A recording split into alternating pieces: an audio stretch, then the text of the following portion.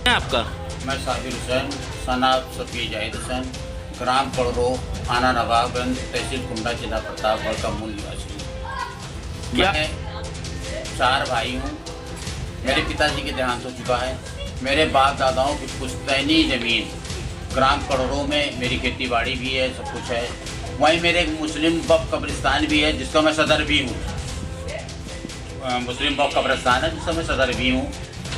मेरी आराजी नंबर 730/1, 730/2, 730/3, जो कि पुश्तैनी सैकड़ों साल पुरानी आराजी है। उस मेरी आराजी पर, पुश्तैनी आबादी पे की ज़मीन पर मेरी 100-150 साल पुराना मस्जिद, कुआं, गौशाला सब मौजूद है, जिसको कुछ भूमाफिया, दबंग अपराधी, जिसमें मुख्य रूप से वर्तमान समय में जो प्रभाकर पटेल है, जो थाना नवाबगंज में हिस्ट्री सीटर है, कुख्यात अपराधी है, जिसकी हिस्ट्री सेट खुली हुई है, और उसने जो है अब प्रधान से साँठ-गाँठ करके उस पर कब्जा करना चाहा। जिसकी जानकारी होने पर मैंने एसडीएम महोदय कुंडा प्रतापगढ़ में एक अपना मुकदमा दाखिल किया।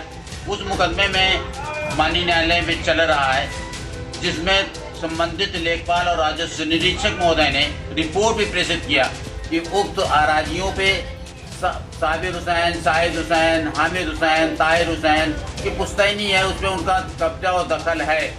वो रिपोर्ट प्रेषित की गई 15 अक्टूबर 2023 में, 15 अक्टूबर या अगस्त 2023 में प्रेषित की गई माननीय न्यायालय को। इससे पहले भी लेखपाल तत्कालीन रामलाल सरोज और राजस्व निरीक्षक ने भी रिपोर्ट दी IGRS में शिकायत पे कि उनका कब्जा दखल है, लेकिन उक्त हिस्ट्री सीटर दबंग भूमाफिया अपराधी प्रभाकर पटेल और जो उसका संरक्षण देने वाला प्रधान है, जो प्रधान जीता है, प्रधान पहले सरोज हैं, लेकिन प्रधानी का काम पूरा प्रभाकर पटेल देख रहा है।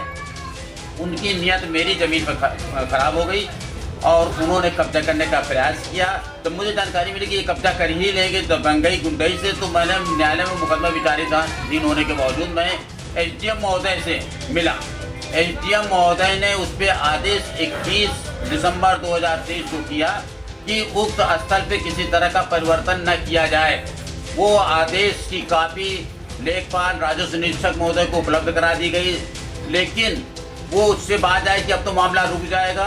उन्होंने आनंद फानन में अधिकारियों को, उच्च अधिकारियों को, सबको गुमराह किया कि वहाँ गांव खड़ोरों में हरिजनों की बस्ती को खाली कराना है, हरिजनों की ज़मीन को खाली कराना है। इसके नाम पर वो वहाँ से निकले और लेखपाल कानून को मोटी रकम दे करके मेरी सैकड़ों साल पुराना धार्मिक स्थल, मस्जिद, कुआं, गौशाला, आबादी की ज़मीन को ध्वस्त कर दिया। दो जैसी मशीन मंगा के मैंने तुरंत तत्काल अपने मोबाइल नंबर से तुरंत एसडीएम महोदय को फ़ोन किया।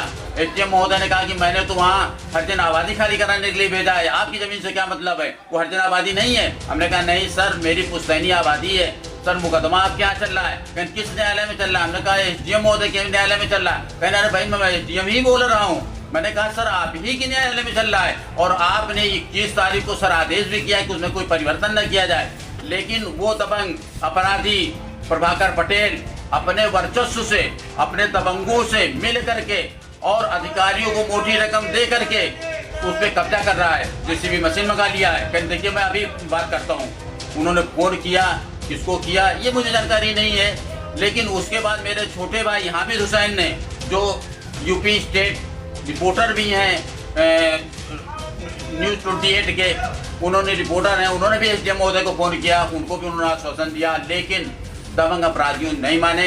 मेरी पुश्तैनी ज़मीन, मस्जिद, गौशाले की